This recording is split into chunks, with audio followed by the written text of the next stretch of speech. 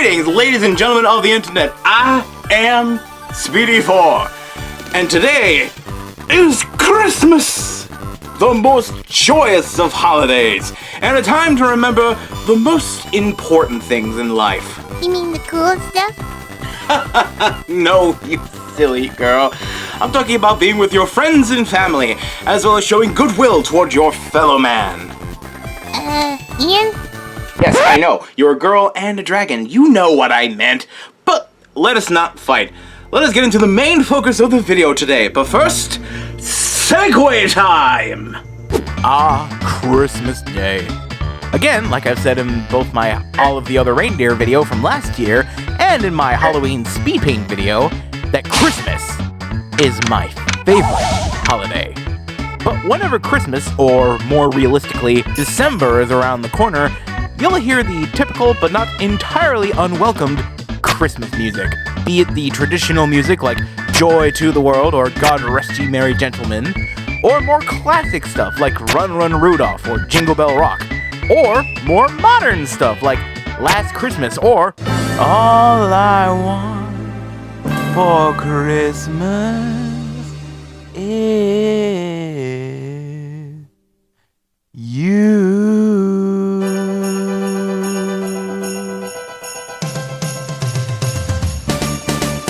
But if we're speaking more classical stuff, then at some point in your life you'll have heard at least one piece from Pyotr Ilyich Tchaikovsky's The Nutcracker, which is based on a story called The Nutcracker and the Mouse King by 1816 Prussian author Ernst Theodor Amadeus Hoffmann, which is understandable considering the story at this point in time is a tradition, and since it's in the public domain, companies will always try to find some way to make an adaptation of this classic story, like Barbie and the Nutcracker, or Tom and Jerry, A Nutcracker Tale, which one of these days I'll talk about one of these two films, but that is not why I bring up the Nutcracker in the first place, because today we'll be talking about Christmas Stories Nutcracker.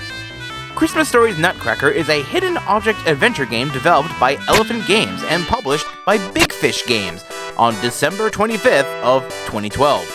But I'll be playing the Collector's Edition, which came out on Steam of December 16th of 2016. Now, I have taken a look at a point-and-click adventure game in the past, but hidden object games are an entirely different creature altogether. They're basically an evolution of those I Spy books from the 90s, mainly because from my point of view, they're the easiest type of game to make, and they're a dime a dozen. Or, in Big Fish Games' case, mountains of dimes. Like seriously, look at all of these. These guys have more games in the hidden object adventure genre than there are cheeses on a cheese pizza. Of course, you've all tasted the 5-cheese pizza. But this, cheesemongers have speculated of its existence for centuries. Da Vinci's original masterpiece.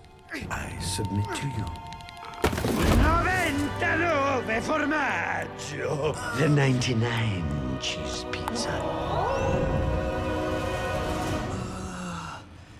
It's not possible. Mikey, it's a trap. A pizza with that variety of cheese is a culinary impossibility. Shall I list the ingredients? No. Cheddar. No. Provolone. Mikey, don't you do it. Asiago. Keep it together. Palaggio. I don't even know what that is. Mozzarella, of course. All right. Like seriously, why are there so many games in this genre? Well, if I ever get bored, I could take a look at some of these, but for now, back to Christmas stories. Whenever I see a discussion of what is considered the most unique hidden object game, this game is often a topic of discussion, so let's dive in and see why. When we start up the game, it basically looks like one of those mobile ad trailers where it's nothing but static images in motion where it shows the logo and you would expect it to say something like, now on Android and iOS. But joking aside, when we get to the main menu, our ears are then greeted with Dance of the Sugar Plum Fairies.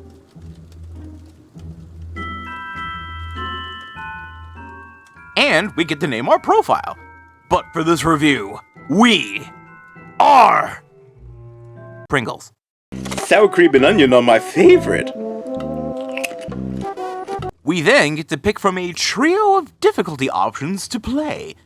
Casual, which makes it a little easier to spot interactable options marked with sparkles and hints are renewable and quick charging.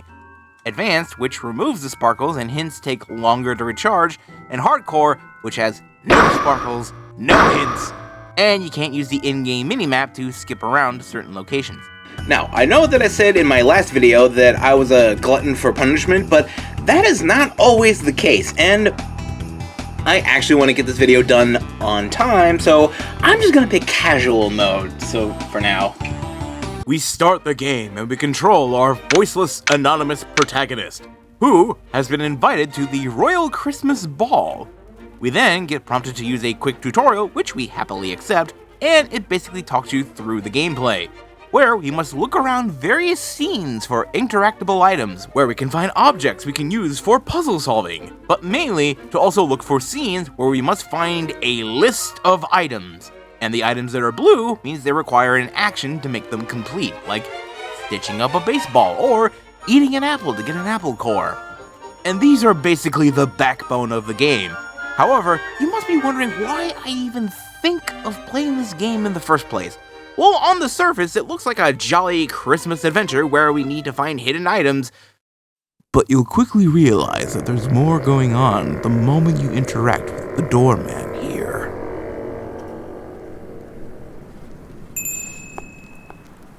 Good evening. I'm sorry, you're too late. The ball is over, but you're welcome to look under the Christmas tree for your gift. That is, if you have an invitation. Do you? Holly jolly Christmas is the best time of the year. Yeesh! This got unsettling real quick. What's with the eerie ambiance all of a sudden? I mean, it's kinda neat, but not really what I expect for the holidays. After we show our invitation, we then go inside and grab a present meant for us. Only then, we get introduced to the titular Nutcracker of the game, who is named Albert. Hey, you have to help me. The Rat King, he kidnapped Princess Mary. I'm Albert. I got into the house disguised as a Christmas gift. I found Mary, but the rats attacked us. I couldn't fight them. It was awful. They took Mary. I followed them as far as the garden, but couldn't squeeze between the bars and the gate. Please help us. And just like that, he joins our inventory. Oh yes, we'll be needing Albert's help, because this is in fact the Nutcracker, and last time I checked, the Nutcracker is pretty good against fending off rats. Well, mice in the original story. He's good with rodents, okay? May have an issue with lagomorphs. It's fine, it's fine.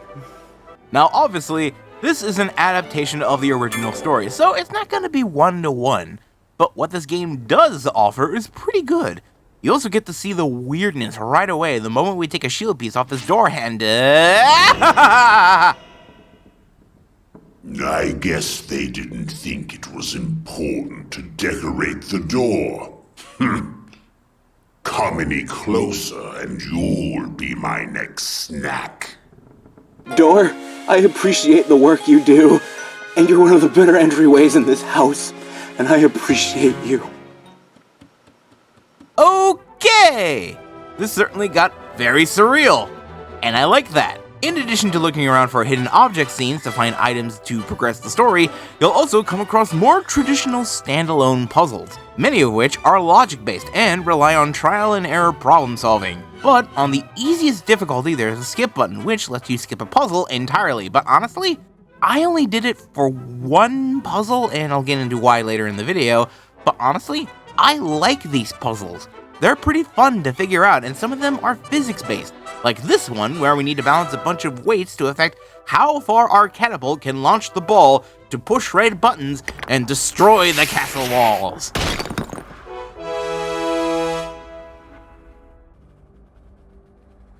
I'm alive! I'm alive! Oh, thanks for rekindling my fire! Back up a little bit. You startled me there for a second. Joking aside, this candle, who I'll be calling Braun because the developers didn't give him a name, was captured and blown out by the rats and becomes our companion after we rescue him. And that's another thing I like about this game. Having companions that are used to solve puzzles. We have 2 so far, but I'll talk about their uses once we have them all. But yeah, we're basically going around solving inventory puzzles while exploring the world. And despite this being a hidden object adventure game, it's surprisingly well fleshed out, and a lot of the different rooms, although being mostly static with some minimal animations here and there, are really pretty to look at, and feel like I could actually be standing there. But I will say, walking around everywhere is so freaking tedious. But thankfully, you have a mini-map with you at all times, and it also acts like a fast travel where you just click on a room and you're instantly there. It also acts like a subtle hint system where points of interest will be golden colored, signifying you have the correct item or that there's something you can do there. Which, to be honest, there's a lot of going back and forth between rooms, solving puzzles, and finding objects, so you'll be thankful you don't have to walk everywhere. At least on casual and advanced difficulty, because on hardcore mode, I can see this taking a long time. Eventually, we'll come across a file, which we used to free this kitty cat from its shackles. And now, we have our final companion, named Fred. Hello. Thanks for helping me. My name is Fred. My father was a rather famous rat hunter. He defeated whole armies of rats in his day. I'll live up to him someday, but for now, I'm still learning. One thing I will say real quick is the voice acting. Now keep in mind, this game originally sold for and is still going at the price of $9.99 on Steam, and I'm honestly kinda surprised on the quality. It's very good. And the delivery of the voice actors is impressive with really good inflection. When I was a boy, I loved to spend hours in the library, reading books about brave knights conquering magical worlds. I imagined I was the hero.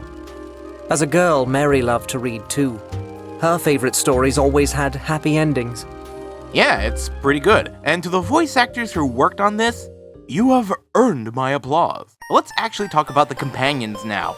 Albert, our Nutcracker friend, is used for dispatching rats and for climbing into smaller spaces we can't get into.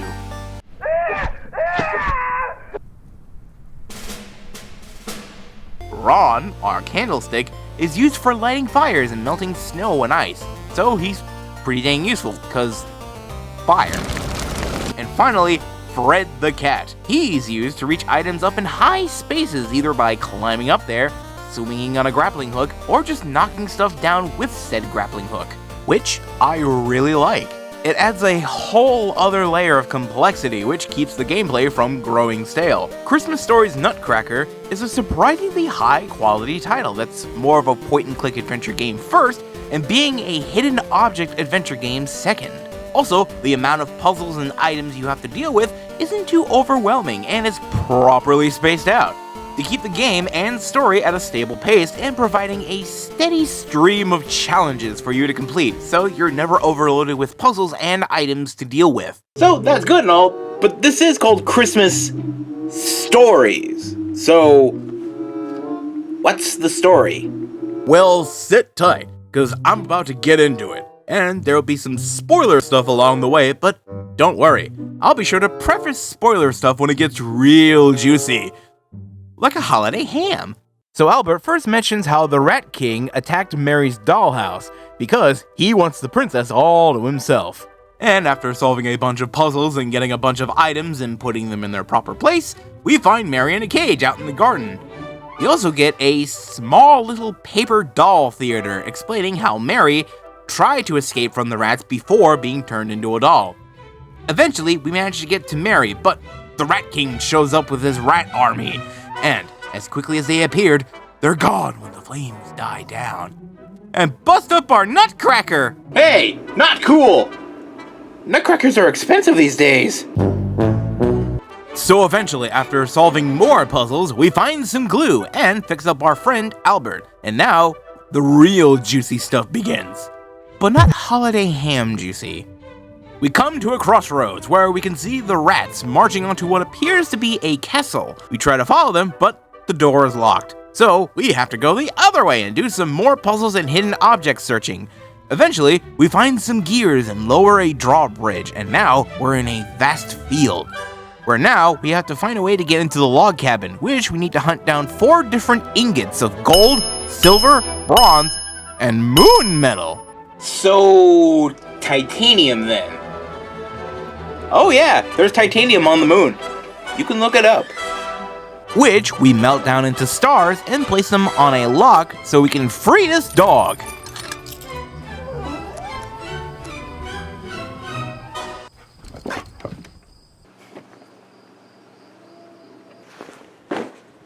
So while we were looking for the metal ingots, Albert tells us that the Rat King, even before he became a king, has always been obsessed with Princess Mary, and mentions how he would have gave up since Albert was always by Mary's side, until he discovered a book of spells, which he used to create a magic staff and mount an army of rats, and turning Albert and Mary into their toy forms.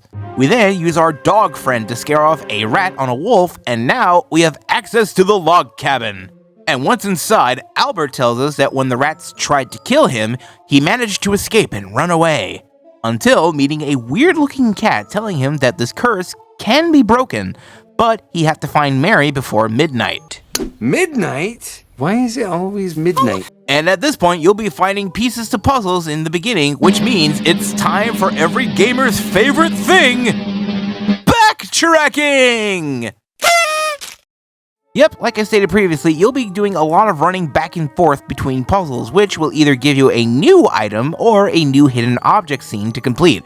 Also, one thing you've probably noticed are these symbols strewn about all over the place. I'll talk about them later, but I will say this.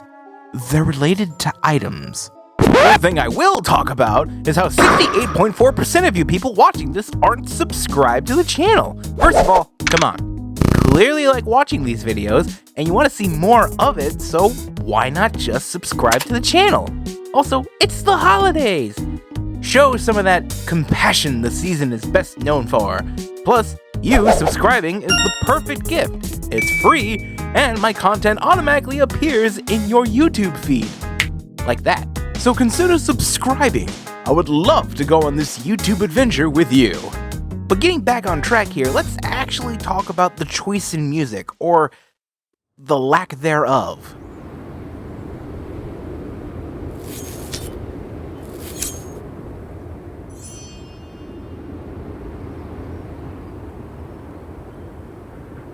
Yeah, a lot of the time it's pretty quiet. Mostly just nature noises like the crickets, the howling of the wind, or the crackling of fire. But other times you'll hear more of that creepy ambiance.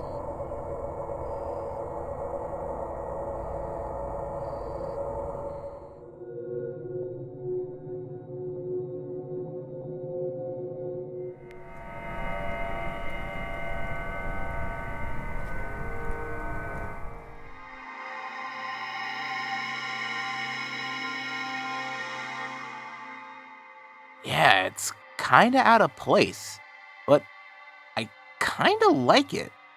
It makes it very moody and weirdly captures that alone in the middle of winter and the middle of the night feeling. But occasionally, when you complete an objective or find an item to further your progress in the story, your ears will be greeted with a piece of music from the Nutcracker.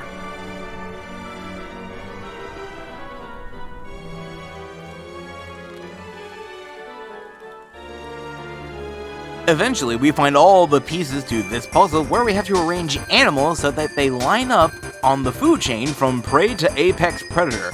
But we have to place them in a certain order so that when we place the last animal, they'll line up in order. This one took me a couple of tries, but I felt real good after figuring it out. So after we use a blowtorch we found to open up the grate and get a key to the library, the Rat King shows up and turns the snowman into a monster, who is now blocking the entrance. So, how do we deal with this? Fire? Salt? Of course not. Man the cannon!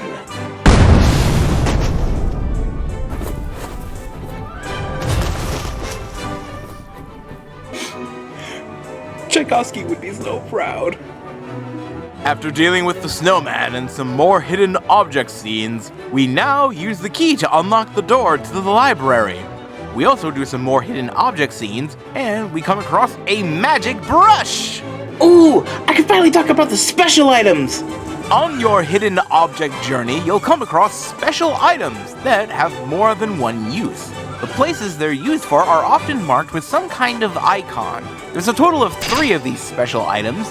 The magic brush, used for sweeping away magic cobwebs. The hex key, used to remove special bolts like opening up a Sega Genesis cartridge. And the pickaxe, which, it's used to break things.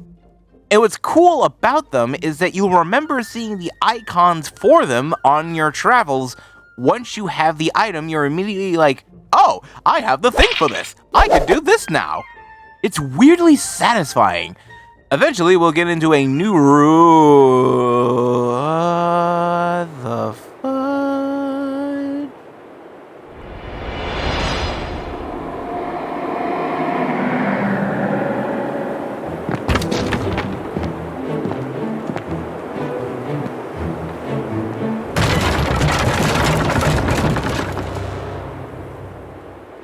Oh, okay.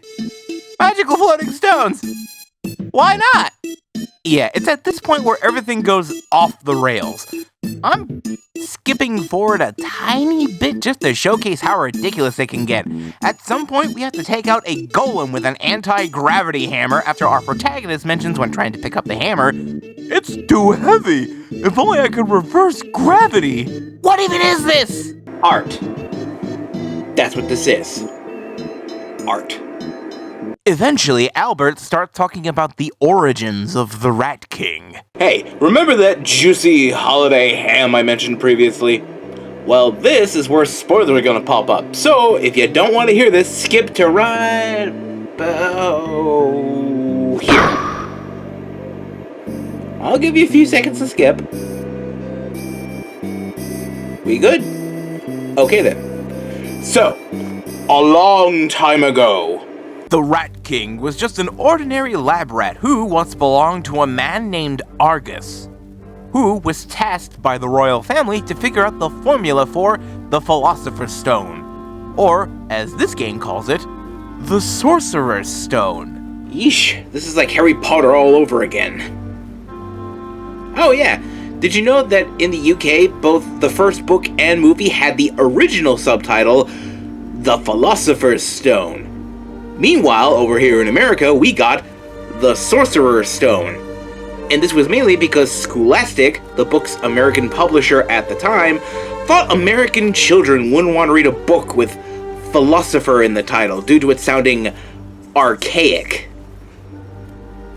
Oh yeah, this is an actual thing that you can look up. Anyway, despite showing great progress, he took a lot of risks, and during one of his experiments, Argus nearly destroyed the city, thus prompting the royal family to stripping him of his title and outlawing his work. However, despite being forced into exile, he didn't give up on his research. He felt he was on the verge of a great discovery, and thus Argus decided to use his lab rat as a spy, doing some real secretive NIM shit. And after we do some more puzzles and hidden object scenes, we then learn that Argus has actually managed to figure out how he could turn lead into gold.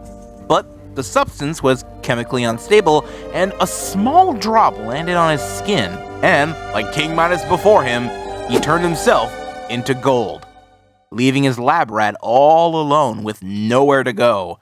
But now, having a mind of his own, he wanted power, and soon, rats started joining him until he amassed a huge army loyal to him. Of course, this rise in power alerted the royal family, and the king had called the legendary Pied Piper of Hamelin to lure the rats away. But due to the Rat King having a magic staff, he turned the Pied Piper into a doll, thus turning all of the kingdom's citizens into dolls, and wanting revenge on the entire kingdom in the name of his forsaken master. It's certainly a dark twist on a beloved classic, but hey, I like myself some twists. Okay, here is where I skipped a puzzle. I mean, look at this. So basically, you have to arrange the tiles so that all the Capricorns, Leos, Pisces, and Aquilas are in their respective corners, and have a line of Taurus separating them. But the catch is that you have to click on a tile, and the tiles around the one you're clicking rotate clockwise. Now, normally, this kind of puzzle isn't too hard to figure out, but when I was recording this footage, it was getting late at night, and I was wanting to get everything done on time. And my brain wasn't firing on all cylinders that late into the night.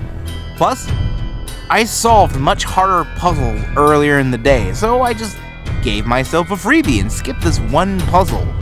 But hey, if you managed to figure this one out, then props to you, my dudes and dudettes. And so now, after solving some of the last remaining puzzles and clearing the last couple of hidden object scenes, and now we have made it to facing off against the Rat King.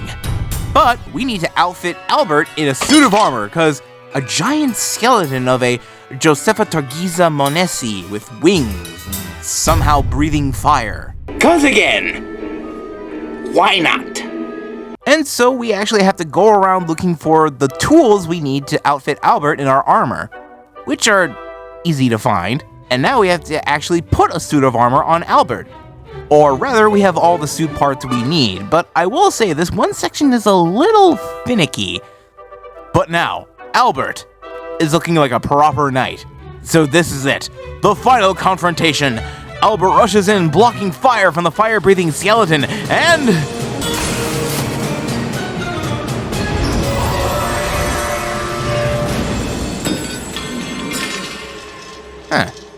Well, that was a little anticlimactic. But the story isn't quite done yet. We have to go back to the hall where we first met Albert. So, we walk our happy buds back to the hall, place both Albert and Mary in their little toy boxes, wave the magic staff, and voila! The curse has been lifted, and they're human again! The guests are still here, and the party's in full swing. Christmas comes only once a year, and who knows what will happen next time? And credits. Well, our narrator mentions about what happens next time. Well, since this is the collector's edition, you can immediately see what happens next time with the bonus content. Yes, remember, this is the collector's edition after all, so we immediately get some extra goodies. But I won't dive into the bonus game because I don't want the video to get too long. Plus, it's relatively short, and more of the same with new hidden object scenes and puzzles to solve. Also, way more cats. I like cats. Honestly, what are my thoughts on this game? Well, honestly, I really enjoyed it. It's incredibly cheesy and it has a flair for the dramatic. Also, the puzzles and hidden object scenes were a nice challenge. So if you're looking for a Christmas adventure with a bit of an eerie atmosphere, then I would highly recommend getting Christmas Stories Nutcracker. But there's way more games in the Christmas Story series, and who knows, maybe one day I'll take a look at them all. But for now, I think I'm gonna put this video to a close and enjoy a nice long break. But before I go, let me ask you a couple questions.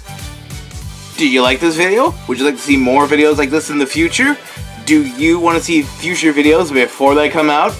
Well, if you said yes to either one of those three questions, then you should consider joining my Patreon, where you can help support ModTro64 in a small way.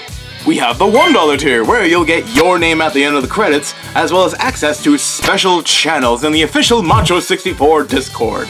And then we have the $3 tier, where you'll get everything from the previous tier, but you'll also get a custom icon drawn by yours truly, as well as a special shout out at the end of the video. And then we have the maximum $5 tier, where you'll get everything from the previous tier, like I mentioned before, but you'll also get a custom wallpaper drawn by yours truly, of your OC, persona, fursona, or just your favorite character from a video game, anime, movie, or cartoon. It's 100% optional, but if you do decide to become a patron, you'll not only have my eternal gratitude, you'll also be helping me make this channel a whole lot better and providing you with better content to watch. So, if any of this sounds good to you, or if you want to be featured in the next episode of ModTro64, just go to www.patreon.com/speedy4. So, until then, I'll see you next year, and I hope you all have a Merry Christmas. And a Happy New Year. Bye!